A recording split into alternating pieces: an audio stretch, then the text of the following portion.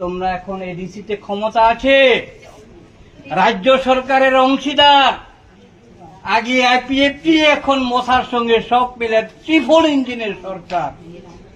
কি হয়েছেটা কি? হয়েছেটা কি? ত্রিপুরা মথা। ত্রিপুরা মথা হয়েছে ভালো কথা, ত্রিপুরা সাদের জন্য ভালো করার কথা।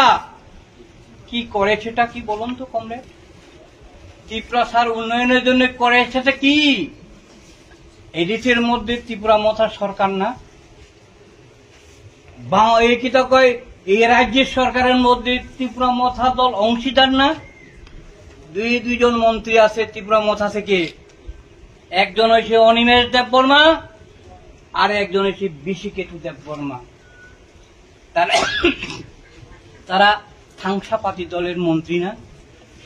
তো এদের কাছে আমরা অনুরোধ, তোমরা তো বলেছিলা বামফ্রন্ট সরকার এ রাজ্যের উন্নয়ন করতে পারে নাই, আমরা মথা যদি সরকার করতে পারে আমরা কাজ উপজাতি এলাকা দারুণ ভাবে করব। তার মধ্যে উল্লেখযোগ্য কথা, একেবারে জনসভার মধ্যে অনিমেষ দেববর্মা বলল তিনি ত্রিপুরা সানি ভাই, ত্রিপুরা সা চেরকনি ভাই, যদি সরকার ফাইমা হলে 40,000 তাকুক তো বুকুক তুমি চাকরি ব্যবস্থা খেলাই নেই অকরক ছাইয়া।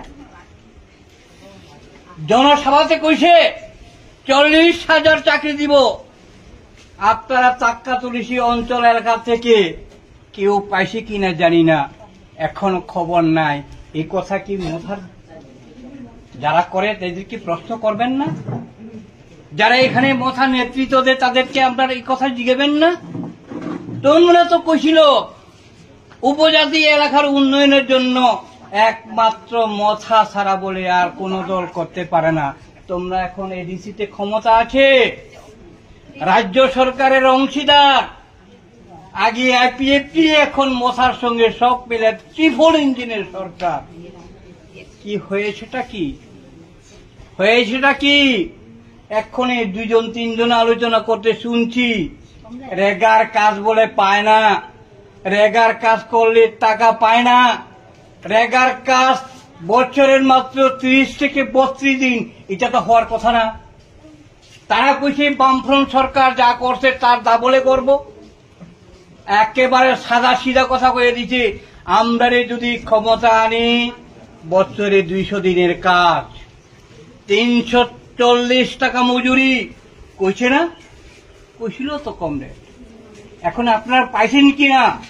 যদি কেউ দাঁড়াইয়া এখানে কোনো একটা মা বোন যদি দাঁড়িয়ে কয় আমরা 340 টাকা পাইছি, যদি কয় আমি কথা কইতাম না, আপনাদের কাছে মাপ চাই, আমি এখান থেকে যাবো গিয়া। পাইছেন? পাই নাই। কেন পাননি? এই দলটা হয়েছে দোকাবাজ, দোকাবাজি দল। এই কেন্দ্রে যে সরকারটা হয়েছে দোকাবাজি, মানুষকে বিভ্রান্ত করে মিশা কথা কয়, হরি মিশা কথা কয়, একদিনও হাসা কথা কয় নাই। তার ইতিহাস কিছু জানে না। ত্রিপুরা রাজ্যের কি করুণ অবস্থা ছিল।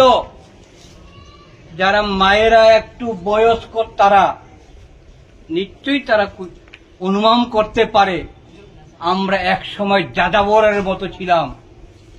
উপজাতি অংশের মানুষ সবচেয়ে করুণ যাযাবরের মতো আছিল।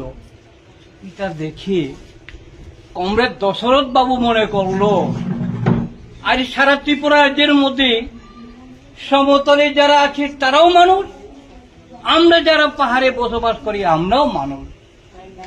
তাদের বসবাস সঙ্গে আমাদের বসবাস আকাশ পাতাল ব্যবধান। তারা ভালো জল পায়, কিছু মানুষ লোকে লেখাপড়া করার জন্য সুযোগ পায়, পাহাড়ের মানুষ তো কিছুই পায় না। এমন অবস্থা তো পাহাড়িরা চলতে পারে না। পাহাড়িদেরকে চোখ খোলাতে হবে, পাহাড়ি পায়েরা জানতে হইব, লেখাপড়া শিখতে হইব।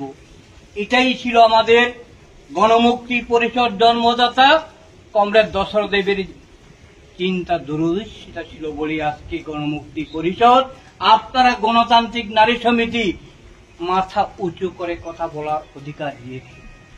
ইতিহাস অন্য রকম, ইতিহাস সারাদিন কথা বললেও শেষ করা যাবে না।